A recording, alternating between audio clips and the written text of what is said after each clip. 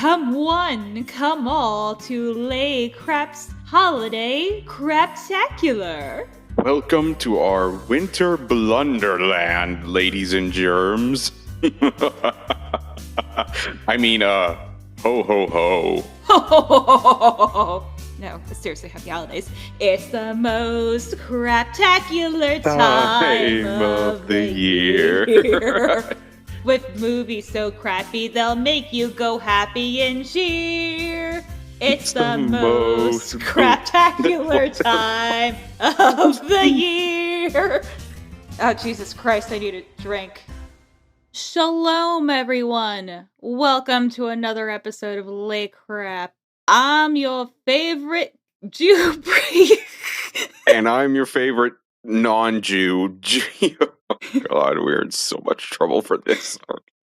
Hey, look, I can give you a pass. But anyway, we are finally getting to the holidays, and at the time we're recording this, next Sunday will be the first night of Hanukkah. And we are figuring, okay, we gotta do one Hanukkah movie, but there's a funny thing about that. There's really not that many Hanukkah movies, and there's kind of a reason for that. So, little blurb for all you Gentiles out there. Hanukkah, up until kinda recently, is not like the big Jewish holiday. Even now, like the big Jewish holidays are Rosh Hashanah and the big boy Yom Kippur, which is the Day of Atonement, which is the holiest day in the Jewish calendar. So, I guess if you're looking for like a Jewish, and I don't want to say equivalent because it's not, but like the closest in concept to like a holy day like Christmas, it would be Yom Kippur. Hanukkah really isn't that. And honestly, like the only Hanukkah thing I remember from when I was a kid is we had like Rugrats Hanukkah and like maybe that, and I think Harold on Harold was Jewish. Other than that, we didn't really have anything. And over like I would say maybe the last couple decades, Hanukkah has gradually kind of gone into like the slow commercialization that Christmas started in like the 1840s until like, the late 1890s, where you have like the Coca-Cola Santa Claus. And then in like the early 20th century, you have stores trying to associate the idea of like gift giving, because Christmas, of course, has always been an important day, but like Christmas and the modern concept really didn't exist until the mid to late 18th century. And that's kind of the transition that Hanukkah is now. But traditionally, Hanukkah is just not that kind of holiday. So, unfortunately, as of now, there's kind of slim pickings when it comes to movies. Yeah, like the one that everybody is probably thinking of right now is Eight Crazy Nights, but like that one's really been done to death. And like aside from the questionable voice acting, it's honestly not even that bad of a movie. It's honestly fine. I mean, it's maybe like B tier Adam Sandler movie, but there's a reason why like Adam Sandler is just kind of like the king of Hanukkah, because he's the only one who's ever really made content for it. Yeah, it was real slim pickings trying to find a movie for this. And the one that we landed on, oh dear, are we... This is going to be the second episode in a row where we're under threat of being canceled, honestly. Yeah, I think I'm going to be on the naughty list this year. But we just giving you this context to go into further context of early to mid 2000s Comedy Central, because I feel like that is key for understanding how this movie could even exist. Yeah, so if you couldn't tell from the title of this video, then today's selection is the 2003 Comedy Central film, The Hebrew Hammer, about a Jewish crime fighter with a very stereotypical name. Most of the names of this movie are very stereotypical, and we are probably... Oh, God. But anyway, it's about a Jewish crime fighter trying to save Hanukkah and Kwanzaa from the evil son of Santa. Played by Andy Dick. And whose name in this movie is Damien Claus. Oh, dear God, what have you gotten me into today? For as much as, anti-Semites accuse Jews of running Hollywood, we don't make a lot of movies about ourselves. I'm just saying. Oh, mama. So this movie tabs itself as a Jewxploitation movie, as a send up to the blaxploitation genre, that period during the 60s and 70s where Hollywood realized, oh shit, black people doing badass things can sell tickets. Let's do that. And we have ourselves here some very specific and weird connections to the genre. So there is a cameo in this movie from director Melvin Van Peebles, who was the director for 1971's, and here's something I didn't think I'd be saying today, Sweet Sweetback's Badass Song. Badass spelled with 3 A's and 5 S's, so, they're serious there. But Sweetback is actually considered a pioneer of the blaxploitation genre, where it's usually put in like the top 2 or 3 of most like important ones, along with Shaft. And apparently in this movie he's playing the same character that he did in that movie, which is kind of nuts.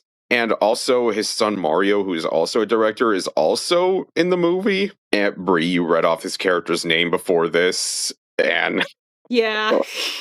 uh yeah, we have to read his name. Mohammed Ali Paula Abdul Rahim. Yeah, this is the type of humor we're going to be dealing with today, folks. Now that I realize it, I think this might actually be like our first like straight up comedy, because a lot of the movies that we've done Yeah, so I think far it is. because a lot of the movies we've done so far have been like unintentionally funny, but this I think is like the first one that was actually like outright trying to be funny. And people have kind of been saying this for a long time, that comedies are like some of the hardest things to review, because I mean, if something is bad at being a drama, you could point out the problems. If something is bad at being like a superhero film, then you could point out the problems. With a comedy, it's like there's only so many different ways that you could say, well, that wasn't funny. And of course, the old saying, comedy is subjective. What might be funny to one person might not be funny to the other person. So at least with other kinds of bad movies, you could just point and laugh.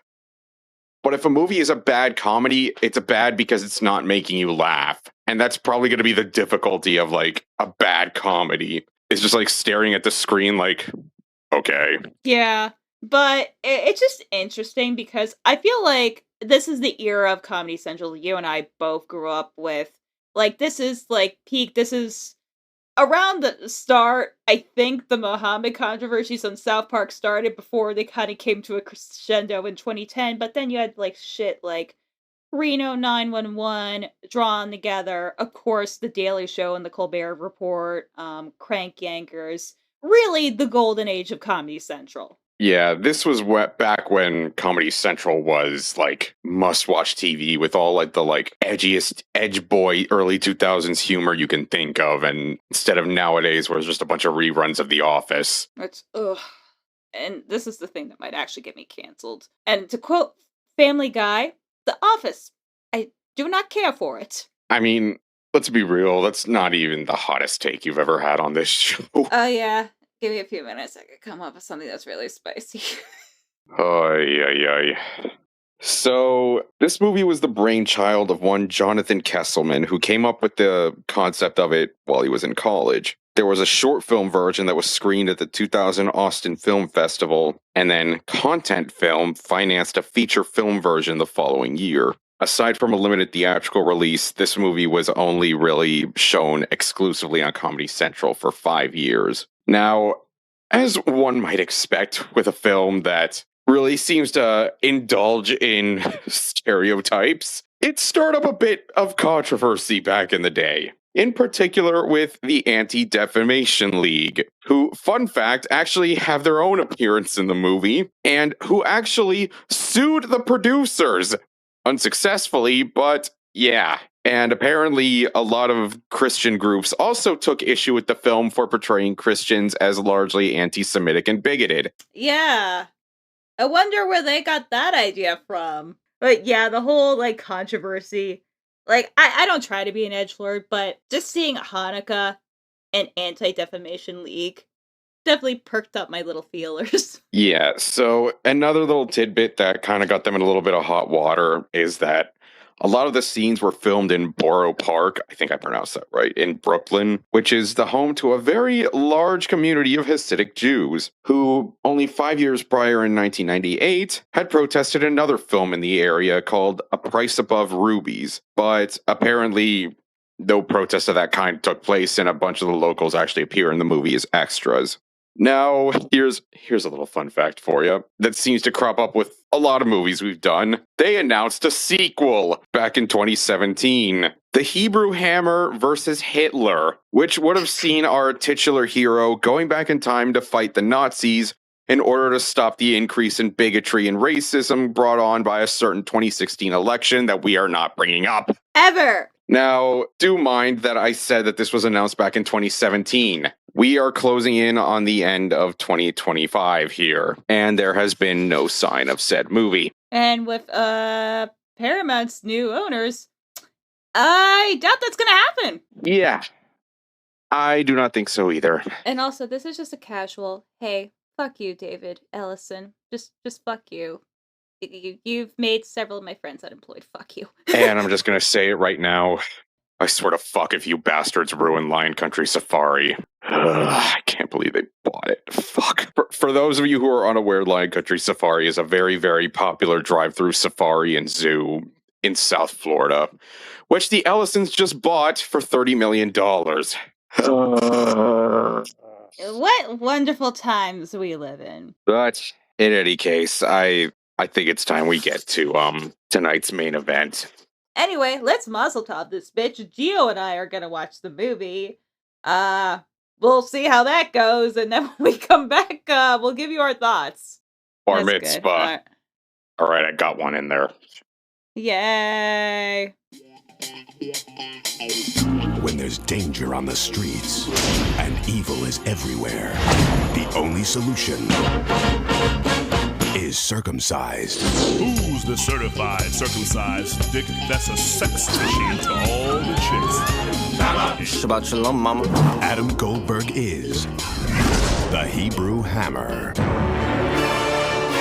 Santa's been rubbed out by his evil son Damien. I'm Santa now! In less than 24 hours, Hanukkah will be no more. He's a master of disguise. You're the guy who stole Hanukkah. The Hebrew Hammer! He's a ladies' man. I want you to talk dirty to me. I want to have lots of children by you. I want to get a good paying, stable job. Yeah. I want for our children to go to private schools. Yes, keep going, keep going. Excuse me, children. He plans on personally canceling Christmas. Attention Kmart shoppers, there are Jews in aisle 12. Judy Greer. There's a reason they call him the Hebrew Hammer. Oh, kiss me, you Semitic stallion. Mario Van Peebles. You know, you tie it in. You don't have to hold on. Oh, yeah. Yeah, I knew that. And Andy Dick. Someone's gonna get everything they want for Christmas this year. Next! The Hebrew Hammer.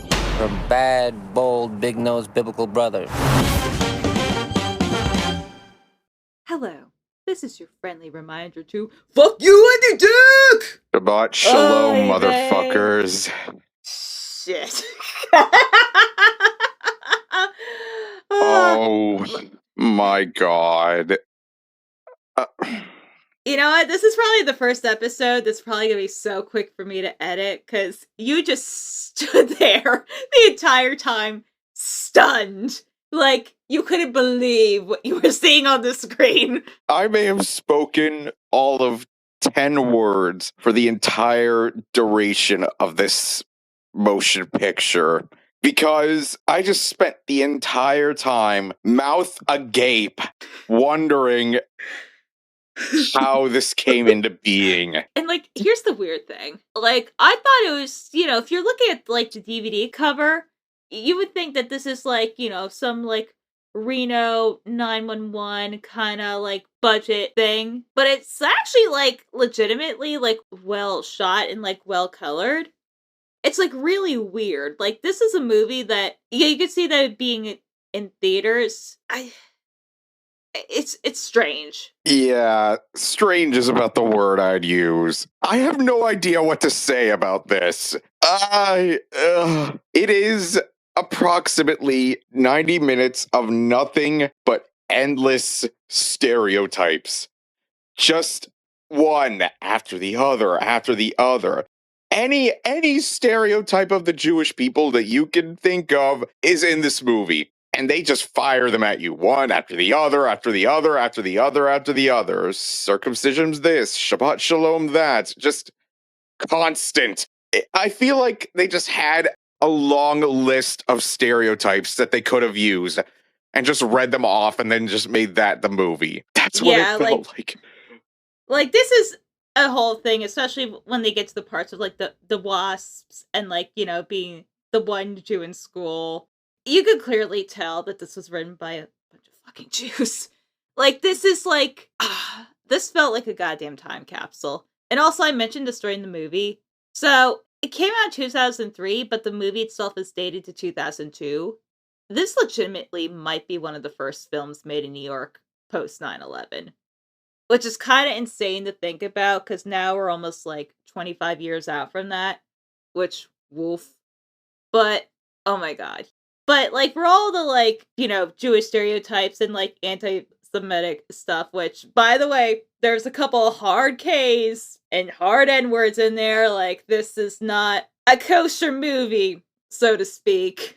But it was really, like, I get why Christians were upset. I mean, honestly, like, the ones that were probably the most upset probably were having a little hard look in the mirror and go, ew, I don't like that. I'm like, well, stop being racist. I'm having such a hard time putting my thoughts together on this because, on the one hand, this is very, very early 2000s Comedy Central coded. Oh, it is. It is, like, almost genetically, like, to an algorithmic degree. This is the kind of edge that not even a Hot Topic could contain. Like, Shadow the Hedgehog circa 2005 would be looking at this like, damn, you need to take a chill pill. With your Manischewitz. Wait, which, by the way, I'm like... And again, this is like... There's a reason why stereotypes exist. I'm not saying that they're good, but... I remember, like, the whole time I was looking at the food, I'm like, man, I really want some bagels and lox. And I was thinking about Shevitz. I was like, ooh, I wonder if they're gonna have the little, like, macaroons that are, like, kosher and stuff. Because Hanukkah's next week. I was like, and then I'm like, damn, I gotta go to the grocery store. Shit. One thing I will say is that every time they mentioned Boca Raton, I just felt a little tinge of annoyance. Because, fun fact, Gio went to school in Boca. So every time they said, oh, we're gonna retire, we're gonna take a honeymoon to Boca, I'm like, oh, please don't come to Boca. Please don't come to Boca. Please don't come to Boca. No one actually wants to go to Boca Raton, because isn't the traffic like a bitch? I mean, traffic in South Florida in general is a real bitch. I mean, Boca is a nice city. It is. If only the local college's football team wasn't so shit, but that's neither here nor there. Anyways. So, we should actually talk about the movie now. Oh, yeah. So, we should talk about our wonderful, wonderful intro. Okay, so, in case you're wondering what... I can't even finish. Oh my god. So, it starts with our protagonist, the young Hebrew hammer, whose full name is given as... Oh my god. What was it? Which can you just pull up the Wikipedia page for this, just so we can read off the names? Because there is no way I'm going to remember any of that shit. Mordecai Jefferson Carver, who, for some unknown reason, despite being as Jewish as you could think, complete with the curly hair, was put into a Catholic school where the kids routinely spout every Jewish stereotype at him, openly celebrating Christmas in front of him, while he is sadly opening his sepia-toned dreidel. Oh god, the font! What is this horror movie music? Oh, it's dreidel. It's a slow version of dreidel. I made it out of clay. Oh God. Oh.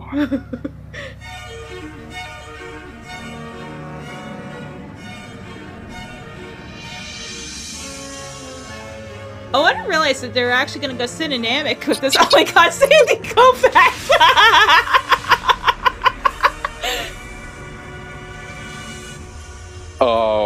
Oh, this was a huge mistake. Hey, Mordecai, look, I dropped a penny. Hey, Mordecai, want a bagel? Hey, Junos, save some oxygen for us. Hey, Morty, my mom says that if your people don't wise up and accept Jesus Christ as your Lord and Savior, you're all gonna burn in hell. Oh, I'm sorry. Was that too intense for y'all? And then the teacher tries to preach, like, acceptance. But the whole time, she's just reading off more stereotypes. And this is when you start to realize, wow, the people who made this movie really don't like Christianity, do they? What the hell Jewish family sends their kid to a Catholic school? Let's not make fun of Mordecai's spinning top. We all need to learn the importance of tolerance and understanding. Isn't that right, Mordecai? Yes, Mrs. Highsmith. So, class, in honor of Mordecai's special day, I'd like for all of you to wish Marty a heartfelt Merry Chanukah Day 7. That was very Good good, taste. class. I Chanukah. hope you've all learned a very important lesson today. Yeah, honestly, because yeah, Mordecai's this is people more are racist to to us, Christians and just than because they may Jews. appear strange to us with their furry hat, beady eyes, and long sideburns, not to mention their bizarre customs and unnecessarily guttural, funny-sounding names, just because they control all of the world's money, yet they are too cheap to buy their children anything better than spinning tops for presents, does not mean that we can't learn to love and respect them as our equals. Happy Chanukah Day 7, Marty. Boy, I wonder why the Christian Jews weren't happy about this movie. Well, more specifically, white Anglo-Saxon Protestants, aka the WASPs. Because let me tell you, like, generally, if someone calls you a WASP, you're probably not a good person. So our young Mordecai is walking home, and every freaking store that he walks past puts up signs that say, like, Jews not welcome. And then one of the signs does drop the hard K. And this is also the moment you start to realize that this movie would not be made in 2025. Oh my God, no, this probably wouldn't have even been made in like 2013. Because holy moly. So he tries to play with his dreidel in the street. A Santa Claus comes by, gives him the finger, crushes it. And then we flash forward to the present, and that's when we've realized that this movie is basically Shaft, but starring the biggest dork that has ever been put to screen. Dear Mother of God. Yeah, he's a neurotic basket case. I mean, this dude alternates between, like, Shaft badass parody and just a complete neurotic dork. And this dude breaks and starts panicking every 5 seconds. And before anyone asks, I mean, do you really need to ask? This is a very, very stereotypical movie. Of course he lives with his mother. Of course he lives with his mother. But anyway, we are introduced to the grown-up Hebrew hammer, the circumcised dick. That is the actual label that they put. Because he's a dick, you know, private eye, like, ha, ha. Can you dig that? I mean, it is not shy about what the inspiration is, complete with that fucking intro song. Who's the certified circumcised dick that's a sex machine? No! No! Not the Shaft theme! But I didn't realize this was actually going to be cinematic. I was expecting, like, Reno 911 kind of color grading. Thanks, Hammer. We are also introduced to the Jewish Justice League. Like, just led by this dude with a fucking eye patch with the Star of David on it and a yarmulke. And his last name... Oh, can you please read this off, please? Oh, yeah. Hold on. Let's see. Jewish Justice League, Chief Blumenberg, Genstein, and Fall. I think I nailed this shit. That honestly kind of scares me that you did. Yeah, I know. Like, I feel like the process that you've quickly learned to become horrified. I'm like, oh, fuck, Brie really is Jewish. And, before this happens, we go to the North Pole, where Santa Claus is giving a sermon about tolerance and acceptance, and that he's disappointed in his son Damien for being very anti-Semitic and racist.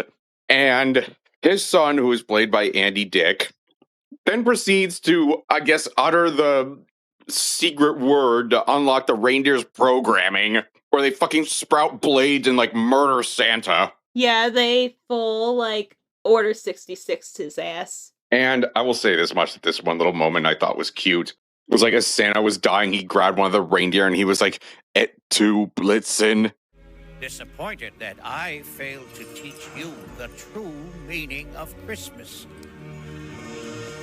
Damien, what do you have to say for yourself? Oh, fuck it. Ho, ho, ho. Oh my god!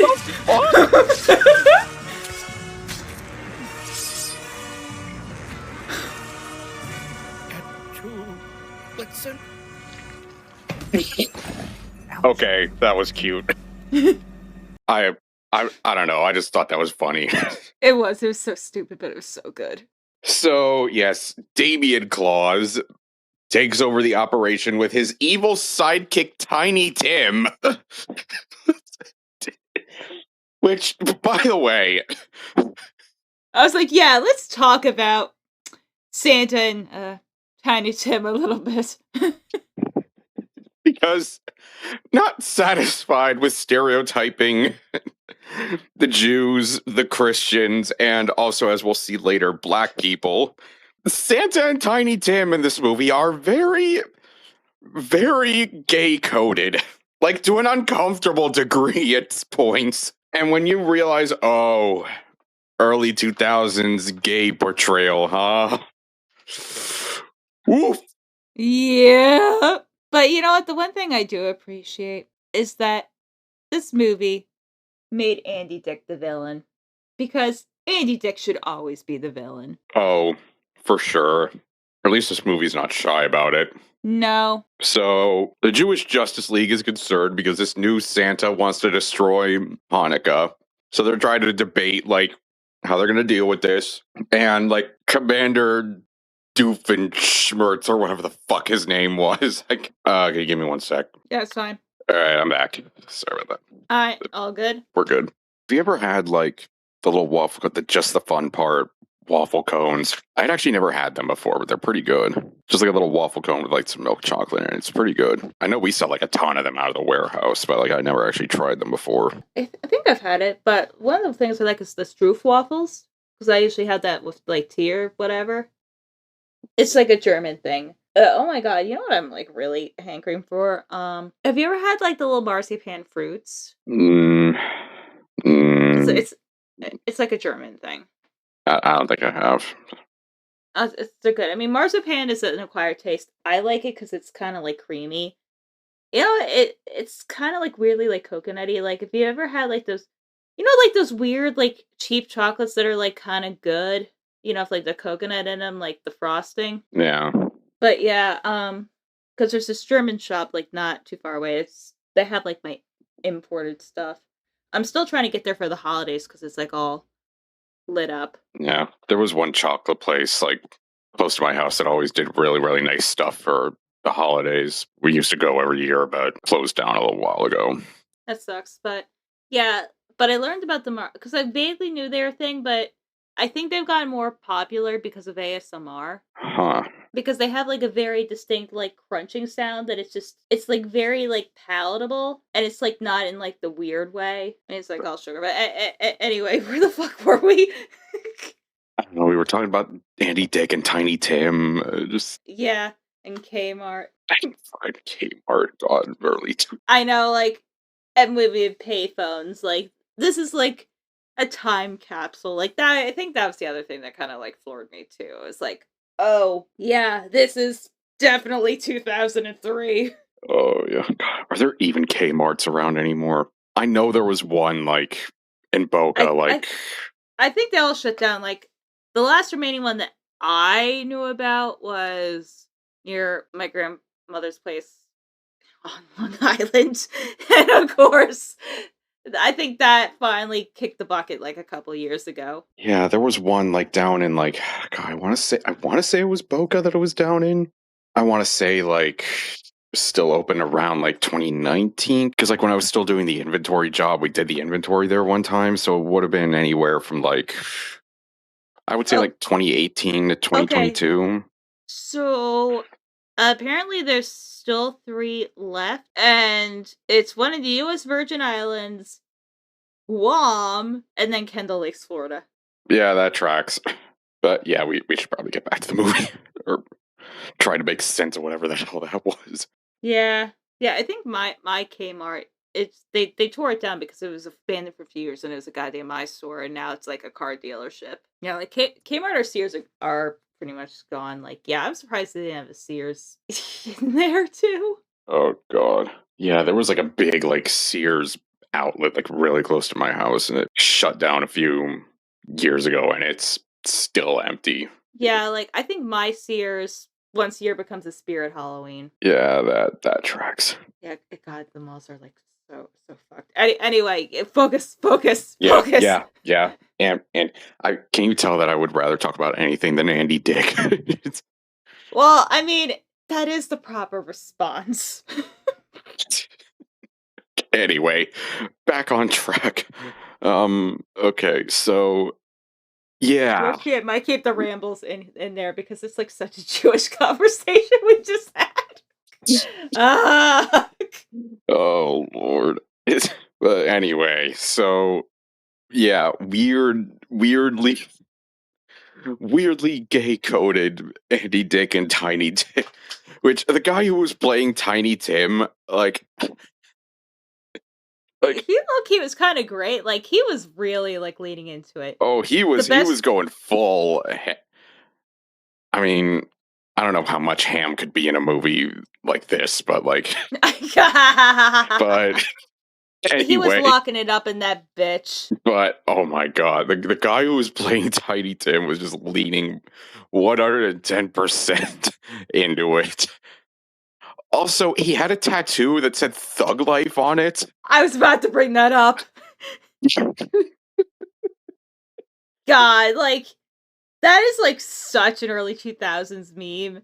Like, God, do you remember the stupid Thug Life memes? Yes. You know what? I've decided what needs to be the thumbnail. So it needs to be that fucking circumcision confirmed screen, and then just a picture of Tiny Tim with the Thug Life tattoo. Oh yes, we'll just pull the screenshot. That'll be incredible. And also, I still have to make the short for the other one. I've just been so busy with work. But once I get this out, yeah, well, that's my mission. That's gonna be my mission statement. Cool beans. But yeah, this and like what do y'all even want me to say about the Andy Dick performance? I mean, it's Andy Dick. Yeah, I mean, it's advertised, Andy Dick in all his glory, which, oh my god. Among the worst things that Andy Dick has done, it's not the obvious ones that you're thinking. The worst crimes of Andy Dick is that he voiced the weird, like, yeah, I don't know, like, anorexic lion in, like, Lion King 2 Simba's Pride. Do you have any idea, like, how many future furries probably got horny off of Andy Dick? Oh. Thanks for that visual. I'm just saying, like, arguably, that's, like, not one of the worst things that he's done, but, I don't know, like, B tier range. Anywho, so Commander Doofenschnitzel has his daughter go and try and convince the Hebrew Hammer to go stop Santa Claus, but like I guess him and the Jewish Justice League had a falling out because of like something that happened It at was an too radical. It was too much of a loose cannon. I don't know. It was something that happened in an airport. I don't know. But like, so the daughter tries to like seduce him or whatever, or like, and he's like, well, no, if you're not gonna leave until I say yes, then I guess you're just gonna have dinner with my mother, because of course he lives with his mother. And yeah, his mom is every Jewish mom that you have ever encountered in your life. You're like, is she like straight off, like off the set of The Nanny? And of course she's going like full in on like, you gotta stop all this fucking circumcised dick nonsense. Yeah, Get you a gotta real stop job. this- Yeah, you Marry a gotta nice stop Jewish this- girl. Yeah, you gotta stop all this Jewish dick. You know, you should be a financer. Find a nice Jewish girl. God, I hate I could fucking do the voice. Ah! And so I guess he gets like pissed off. Oh, also apparently like the mom is married to a Chinese man. I don't know, he just kind of appears a couple of times. Yeah, like I guess it's implied he converted. I don't know. He just kind of pops up a couple of times. And then with the weird fucking cat as a diaper. Jesus God, the Christ. cat with the fucking cat with the fucking diaper. You know what? When people listen to our podcast out of context, they're like, yo, we're like, these guys high? Like, no. These are real things that we're watching. Like, God, we wish we were high. Yeah, get some of that fucking peppermint, just like, or the antihistamines, and just like. But anyway, so daughter like convinces him to like go stop Santa Dick. But first, they got to get some help from the. Oh my God, from. What was it? The like Kwanzaa Defense Force or something? Yeah. They're basically the Black Panthers. So we go to the fucking Kwanzaa Defense Force, and if you thought the Jewish stereotypes were bad enough. Oh no, you haven't seen shit. Oh no, yeah. So freaking Kwanzaa Defense Force is like railing against the white man, railing against fucking Britney Spears, and like hasn't Britney suffered enough? Like, oh no, this isn't. We didn't quite hit peak shitting on Britney Spears. That's gonna be 2007, so we're not quite there yet. Goody gumdrops. But so Hebrew Hammer rolls up, and of course, because he's a white man, they all just start pulling out their guns. And when I tell you that this whole sequence of just them just pulling guns out of their ass probably takes like a good 20 or 30 seconds, because they are just all just packing like the biggest heat that you can imagine. But I guess like the leader of the group, whose name is, oh God, let me see this. Oh God. Oh yeah. The leader is Muhammad Ali Paula Abdul Rahim. I guess him and Morty are. Oh my God! I just realized his name was fucking Morty. But hey, Morty. Yeah, the sexual sauce. Morty, you seen my girdle? I can't find it. I'm late for Pilates. Jesus. I'm so sorry. I just had to. It's okay.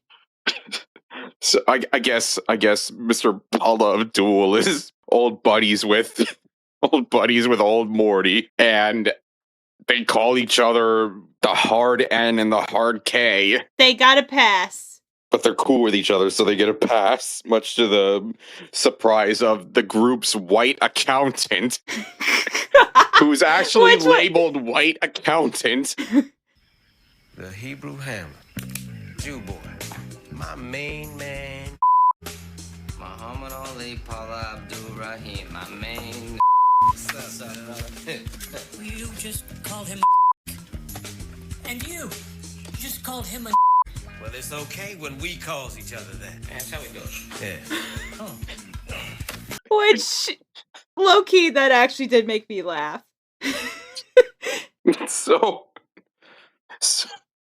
they're like, yeah, bro, can you dig it? It's like, this is the part where they really start leaning into the shaft of comparisons. And they're like, yeah, we got some info from one of the guys that left the North Pole, and then they go in, and of course it's fucking Tony Cox because Because you can't be like a 2000s movie with stereotypes about little people without Tony Cox. And I forget, was this? I think Bad Santa was after this, right? I want to say it was. Yeah. Let me actually just let me look that up. Yeah, Bad Santa was Oh. No, this was the same year. So, in the same year, he was in 2 different movies portraying a foul-mouthed elf. Correct.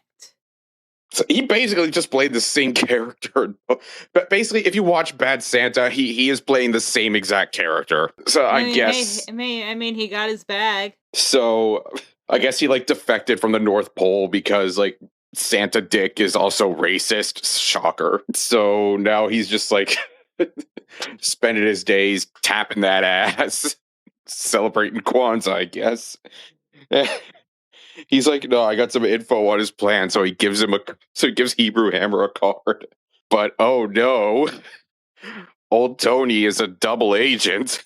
Actually, been working for Santa Dick all along because the place that he sends him to is a fucking neo-Nazi skinhead bar. And so he walks in, tries to make like some small talk, and of course the Nazi guys are like all looking at him like, oh, they're gonna kill his ass. And then Morty just takes a fucking like beer bottle, like smashes it on one of the guys, pulls his guns, and he's like, what did he? Yeah, I don't know. I'm gonna have to insert the B-roll in there because we were just stunned. Yeah, he just pulls both of his guns and just unloads. And then when he leaves the bar, that's where Mr. Van Peebles makes his appearance. Just randomly walks up to him, they exchange a few words, he walks away.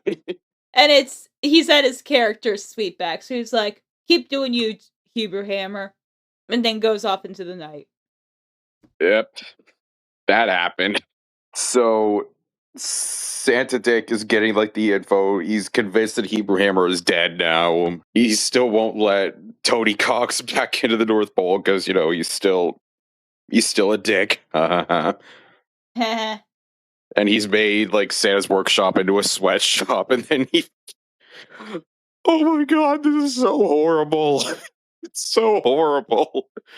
He fires all the elves and replaces them with, what was it, Taiwanese children? Yes, Taiwanese children. And he makes it a sweatshop. Did we mention this is a very, very, very not kosher movie? Ironically so. God. I love that this is the movie we open the holiday season because, see, this is how bad I am at being Jewish. You're like, hey, the Hanukkah comes up first. I was like, what do you mean? And then I look at my calendar and I'm like, fuck. See, like, this is bad. Because, see, this is, you know, I get why they're different, but, like, the Gregorian versus the Hebrew calendar just really fucking confuses me and always has been. I was like, what do you mean Hanukkah's, like, basically in November? And then, like, the next year, it's, like, the same week as Christmas. Like, I can't fucking keep up with this shit. Oh, but speaking of the Hebrew calendar, we'll get to that in a minute. Oh, yes. That's a little teaser for later. Just a little sample. So they figure out where Santa Dick is gonna be. He's gonna be in a fucking Kmart, which we both went on our own little tangent about fucking Kmart, and there's barely any anymore. But he's doing a freaking mall Santa meet and greet at the Kmart, which, again, Andy Dick with children on his lap is not an image you want to see. But they go in there dressed as Gentile. They just love saying Gentile in this movie. They go in there disguised as like a quote unquote Gentile couple. We didn't even talk about like when he does go to like the Jewish Justice League and they try to let him in, and he has to pass through all the security. Oh, right. And then he has his final test. So, of course, they test his, what was it? Like, what's on the, something about dishes? Like, dishes in alphabetical order or something? I missed that. Yeah, I don't know. It was it's the Passover dishes in alphabetical order. Yeah, okay. So he had to do that. He had to drop his pants and get tested for circumcision. That's where we got the iconic circumcision confirmed. Oh my god. Like, you know what? Between, like, watching a lot of Has Been Hotel this last week and now this, I am, like, 1,000,000,000% convinced that I will be in hell, and I'm okay with it. Well, save a spot in the bubbly pit for me then, I guess. It's nice this time of year. It's either this or Boca. What about Tampa? I heard Tampa. Oh, what about, Fort Lauderdale? That's nice too. You want to go down there? Oh, you know what? In a couple weeks, the Phillies will be down in Clearwater. We could take the whole fam down to Clearwater. This is making me very uncomfortable as a Florida man. but and then for his final test, we are introduced to the Jewish panic. Like, when we say this dude is like next level neurotic, it's like every time they're like, "Oh, the fate of the Jewish people is on your hands." He's like, that's a lot of weight to put on my shoulders. I'm going to do the best I can. I can't make any promises, but you put me under a lot of pressure. This dude is like in constant stress mode. Yeah, like you could easily see his life flashing before his eyes. He goes in like mega panic mode, where I guess they just leave him alone for a few minutes and don't respond, and he just goes into a full blown panic. And then you see like the readings, and it goes from Buddhist to Jewish as fuck or something like that. Oh, yes, Lord. this is a very beautiful, inclusive motion picture. Holy moly. So, what was the other thing I was going to talk about? Oh, so another facet of Santa Dick's plan, I think this is before the whole Kmart caper happens, is he gets Tiny Tim to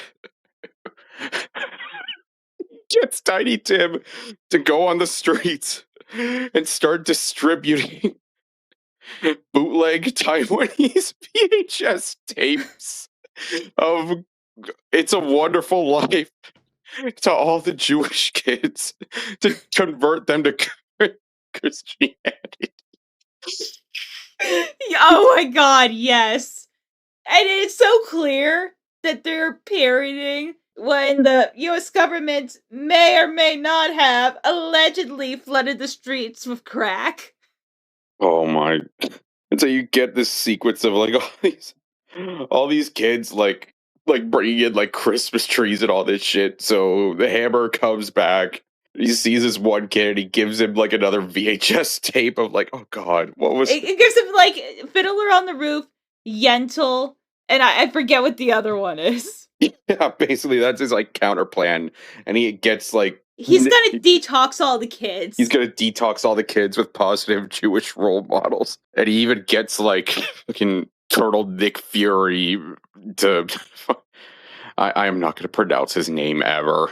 Oh, you mean Chief Blumenbergensteinenthal? God, the fact that you could do that so seamlessly is so concerning. I know. I'm like full mask off. Like, haha, surprise, motherfucker. So yeah, they do a little counteroffensive to like stop the bootleg VHS tapes. I think that's where they go to Kmart to confront Andy Dick. And they go in dressed as like the whitest couple you've ever seen in your life. And they sneak in. Yeah, if this was done now, they would be wearing MAGA hats. Oh, 1,000% they would. And you know what? The one thing I was missing, like, they really should have leaned more on having American flags. Because, you know what? They would have had, like, cut-off jeans or, like, booty shorts. Doesn't matter if it's, frickin' November or December. You wear that shit all the time. You know what? It wouldn't even be cut-off jean shorts. You know what it'd be? those, like, weird knee-length, like, Nike shorts. You know the ones I'm talking about, right? I hate that I do, but oh god. Oh, so no, we're getting sidetracked again. We're getting sidetracked. So they confront Andy Dick, put a gun to him, try to sneak him out, but like Andy Dick tells all the kids, like, hey, they're trying to cancel Christmas. The kids go chasing after. So With their like little like T-ball bats. Like, you know, you could tell, like, I feel like when they're directing, they're just told the kids to like scream and have fun. They say just scream and run through the store. And I totally believe this was a real Kmart. Oh, what the customers must have thought about all this. So they're getting chased by the kids, and they're led into the basement to safety by, oh god, Grandma Moses. Let's just call her Grandma Moses. But I think her name was something like Harriet Tubman, but like Tubman, yeah. Yeah, for the Jewish Underground Railroad. so they get taken on this like fucking theme park ride of like Jewish history. Yeah, now I'm getting why Christians were more upset about this. Esther, come quick.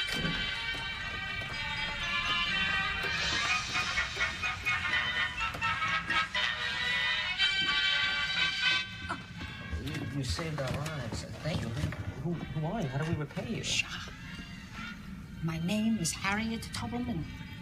But you could call Harriet me Tubman. Moses. And the Grandma only thing Moses. I ask Mordecai, please, keep Hanukkah safe for all of us. Where are we? What is this place? Welcome to the Underground Jewish Railroad.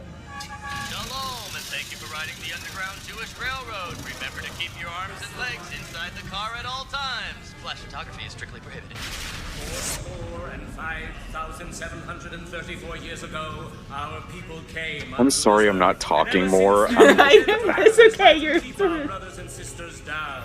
Moses says, Let my people go. Move that rock, Jew. Move that rock, Jew. To the showers with your Juden. To the showers with your Juden. Your credit card is declined. Oi! Your credit card is declined. Oi! Your credit card is declined. They get taken to safety, and oh god, what happens after? Is this where? Oh yeah, so they go back to like not Nick Fury's headquarters, and that's when like Santa Dick sends a VHS tape of his evil plan. So, oh my god, I cannot believe that these words are about to leave my mouth. His evil plan is to go to Jerusalem because that is where the central Hebrew clock is located. So he's planning to like drain it and like stop the clock, and that's going to prevent Hanukkah from happening. Like, this is like a first grade level plot. It is so fucking stupid. Of course, he has Tiny Tim there with him, and like they think that they've stopped the tape, and then Andy Dick's like, "Oh no, that I wasn't evil enough. I wasn't evil enough." And like Tiny Tim is like trying to be like, "No, boss, it was good. It was good. It was good. You were totally evil." And you know, if it was anybody but Andy Dick, I would have thought this relationship was adorable. No, but then you see them and you go, oh. So they fly out. Where? Oh no! Before this, Morty and the daughter Esther, they start doing the coitus. She's like, "Oh, Morty, talk dirty to me," and he was saying stuff like, "After this, I'm gonna get a high-paying, responsible job, and we're gonna get 10 kids, and we're gonna live on Long Island. We'll live on Long Island. Go to private school. All of our kids will go to public school. Will go to private school. One will go to Stanford. One will go Ivy League." It's such. I cannot believe I'm actually talking about this. Oh. And so they fly out, they get to the clock, and they like chase down. Well, Mr. Paula Abdul shows up. He chases down Tiny Tim, steals one of his crutches. That's when you see the Thug Life tattoo. Yeah, because see, when we were watching, you were like, wait, because I clocked it right away. but I wanted to see if you saw it. And then you were like, wait, is that a Thug Life tattoo? I saw you had a tattoo, I just couldn't, like, tell what it was at first. But see, since I was, like, such a cringe, like, 2000s kid, I clocked it, like, in half a second. You know, if this movie was made now, he would have had, like, tattoos all over his face, like he was fucking Jared Leto's Joker. And you know what he'd also have? He'd probably have a Skibbity Toilet, like, tattoo. Oh, without And then- question. Oh, he would be saying all the freaking, like, then he'd be Zoomer like- brain rot stuff. I know, he'd be saying all of it. Like, And he'd be played by the Rizzler. oh my god, you know what? If they ever remake it, get the Rizzler. That would be amazing. The Rizzler to play. Oh my god, you know why else that would be perfect? No. You know why else that would be perfect? You know why else that would be perfect? The Costco guys are from Boca. Oh my god, yeah. Yes. Fuck, I forgot that. But you know what? This would be terrible. Like, might be the worst thing that I will ever say on this podcast, which is saying something. They should remake A Christmas Carol, but it's all with big TikTok creators. Oh god. So you get the Rizzler. Shit, like, who else do we get? I don't know, fucking, like, well, we gotta have all the Costco guys. No. Make the Costco guys the ghosts. Oh, yeah. The Costco like, guys. Like, yo, with the ghost from Christmas past, present, and future, yo. I don't know, get, like, Aiden Ross and Kai Cenat and, like, all...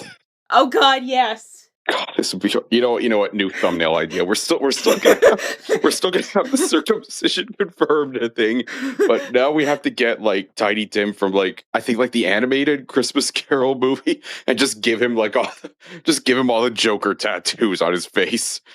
You know what? There's a couple different versions. Do we do the Disney one, the really fucked up Robert Zemeckis one, or do you do Muppets and have, like, Robin with a bunch of tattoos? You know which one I'm gonna say. Genuinely curious. Is it Robin? You know I'm gonna say the Muppets. In what reality would I have not said the Muppets? I know.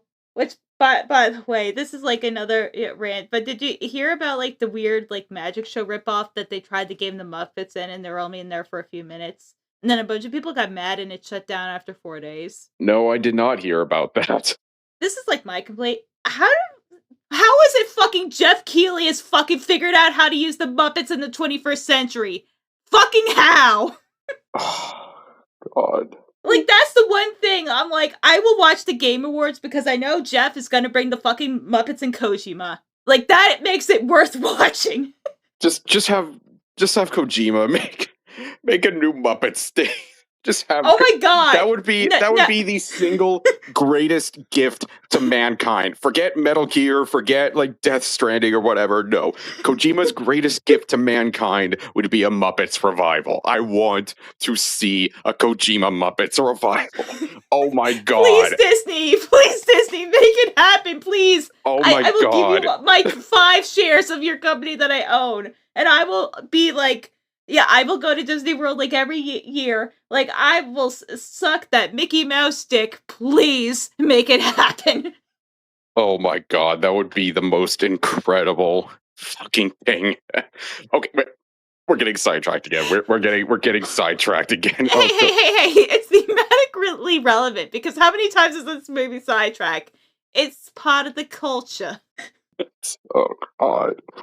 Oh, so they steal Tiny Tim's crutches. They try to stop them from stopping the clock, but, like, the Sabbath happens. The Sabbath happens, and they both just fall asleep. So I guess they recuperate for some. Oh no, wait, I'm getting ahead. No, the Tiny Tim stuff didn't happen yet.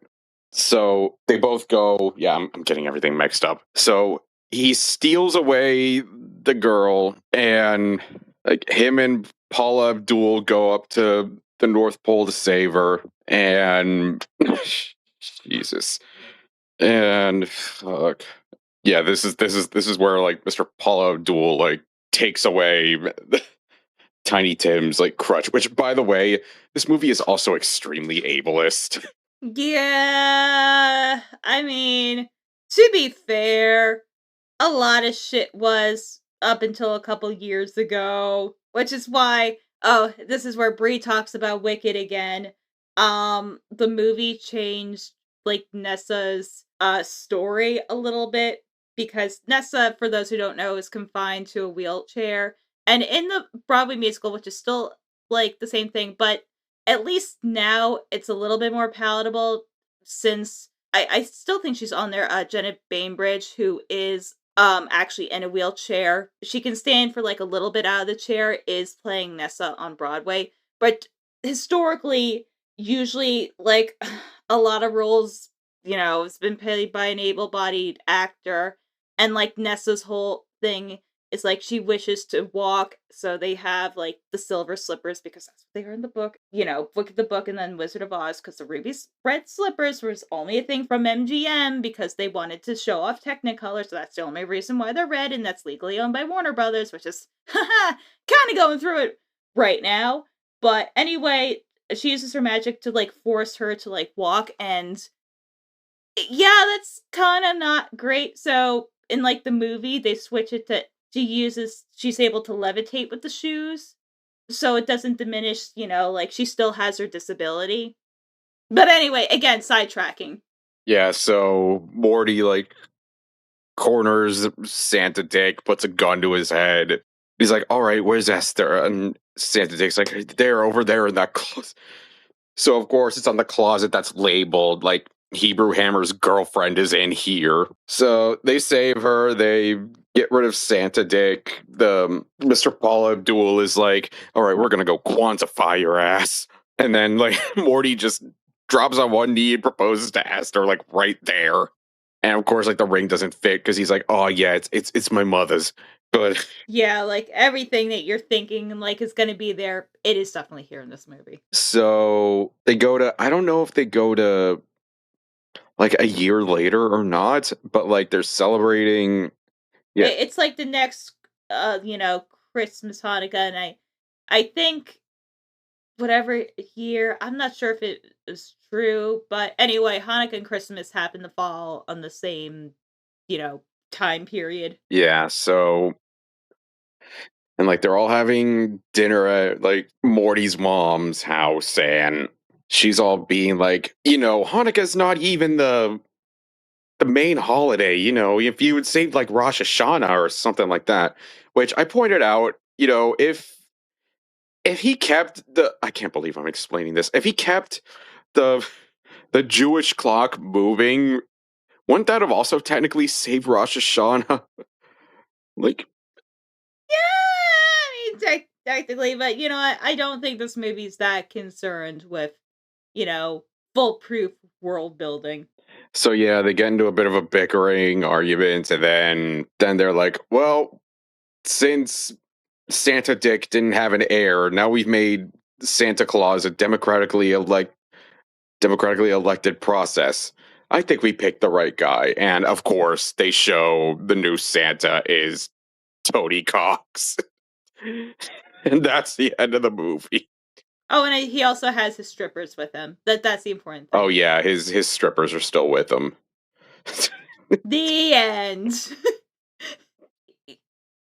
You know what? Like, this movie was something. I think it was like effective satire. I wouldn't say this is bad. I actually looked at Rotten Tomatoes score. I think it was like a 52. I'm like, you know what? Yeah, this is a 52. This is like, it's not good as bad. It's just kind of fine. Honestly, like, it was competently shot. I thought the acting was good.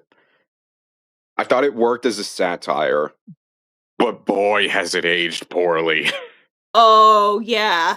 Like, it is aged like milk that's been frying in the noonday sun, that's been, blabbered in, like, the blood of baby seals, and is, like, in, the trenches of barbed wire, that's entered the water supply, and everyone's gonna get dysentery like Oregon Trail.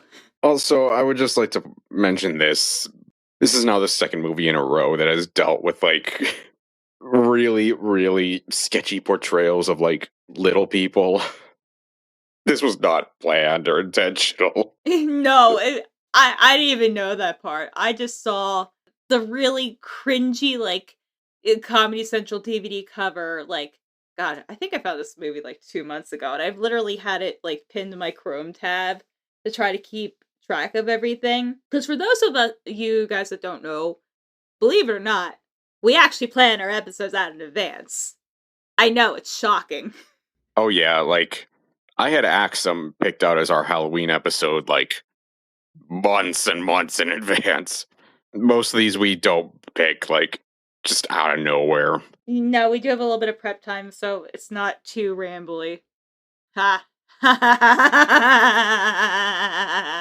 Yeah. But yeah, but like I was saying like earlier, like again, this does feel like a time capsule, but this other than some, questionable like early 2000s like CGI, Oh yeah, like like the CGI when we first see Santa's workshop is adorable. it was funny.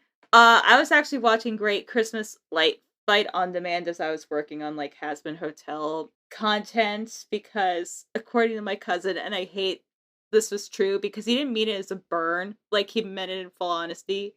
He said Has Been Hotel is my job. And it kind of is, and that just I took psychic damage from that. But anyway, they were having a promo for, Wonderful World of Disney, and they had like Tim Allen and like Kat Dennings because they're gonna do like a commentary about like the Santa Claus. And oh my god, they showed that those CG reindeer and like oh my god. Like people say, oh, CG in the 90s was better. I'm like, yeah, Jurassic Park was good, but are you like really sure about that statement? Yeah, that don't know about that one, Chief. But yeah, this is again, I hate to say like weird one, but this is just like you're kind of nostalgic for like that kind of like, early 2000s Comedy Central vibes, where you watched, stuff you really probably weren't supposed to be watching, but you felt so cool and edgy watching it like, yeah, I'm an adult. Like I'm so mature. I'm watching this, cool edgy stuff because I'm mature. And then you watch some of it now and it's like, huh, yeah, this might not have aged well. And, the way I thought this was versus what it actually is kind of, ooh. Yeah. Yeah. Like there were some things that you could laugh at in the early 2000s that you really can't laugh at now. I mean, It's like you can. Like, it's funny enough. I was talking in my writing group Discord server, and we were bringing up the Ghost Stories dub, and one of the girls who just for context is African American, was saying like, I like this. Like, I feel like terrible. Like, some of this humor, like watching it, but it's funny, and I still laugh. She's a ghost, not a bitch. oh man, I mean the Ghost Stories dub is a treasure. I honestly wish for more like that instead of like whatever the fuck Amazon is trying to do with their dubs now. Oh, but by the way, my theory that those are probably unauthorized dubs is probably true. And I think they got some very, very angry emails and phone calls from Kodansha. Oh boy. How much you want to bet that Yeah. this really was just like a test to see how this would go over with people? Oh, it totally was. Like, I am like, because I was talking to like Kyle, because we were trying to figure out like how this like could have happened, because it's like, because the some of the legalities like and which ones actually had dubs, so I'm not sure if Vinland Saga actually had an AI. I don't even want to call it dub. Let's just say an AI shadification, but I guess it's still like Latin American Spanish. I'm not sure if there actually was an English one versus like Banana Fish.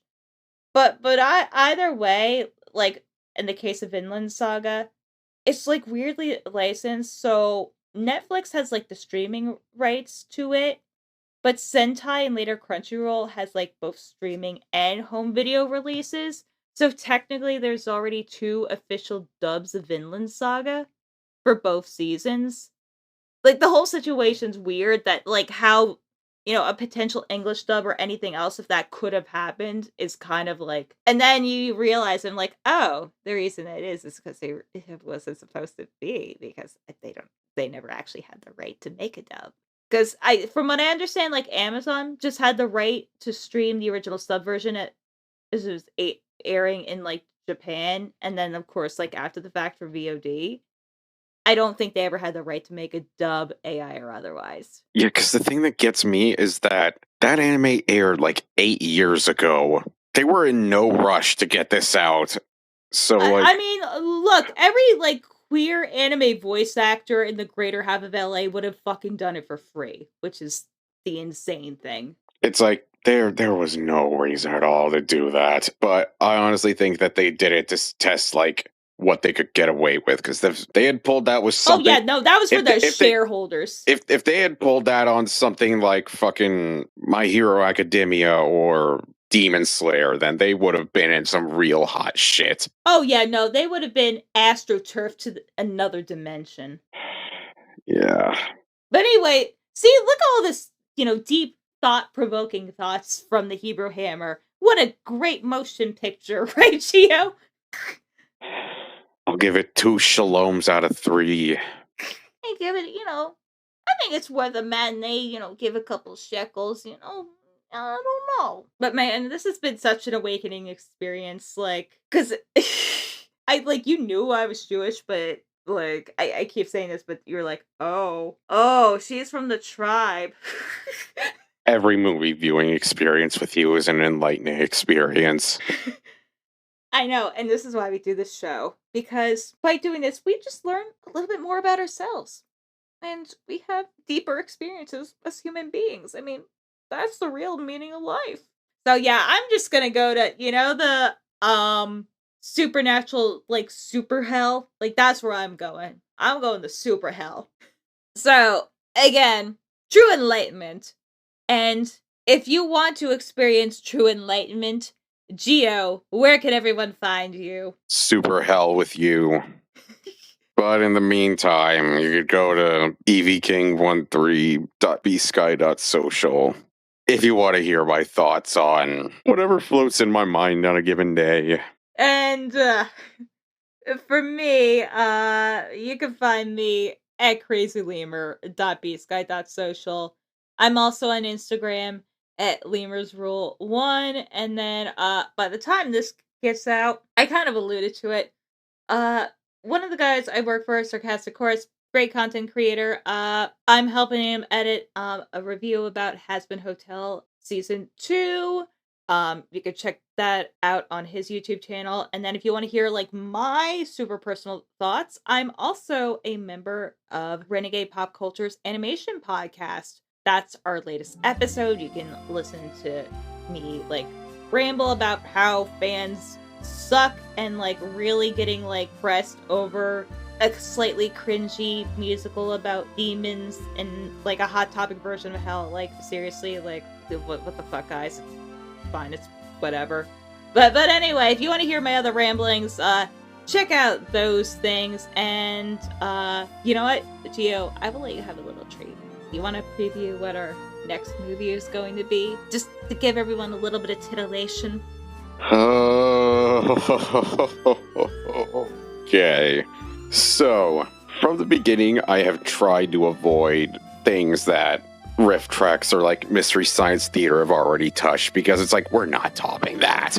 But I saw one movie as I was researching Holiday Fair. The moment I saw it, I knew it was love. So, next time on DBZ, we are going to experience a war taking place on the mean streets of Mexico, where St. Nicholas himself will face off with the devil. Merry Christmas, everybody! Merry Christmas! Ho, ho, ho! We will see you all next time! Ho, ho, ho, ho, ho, ho, ho!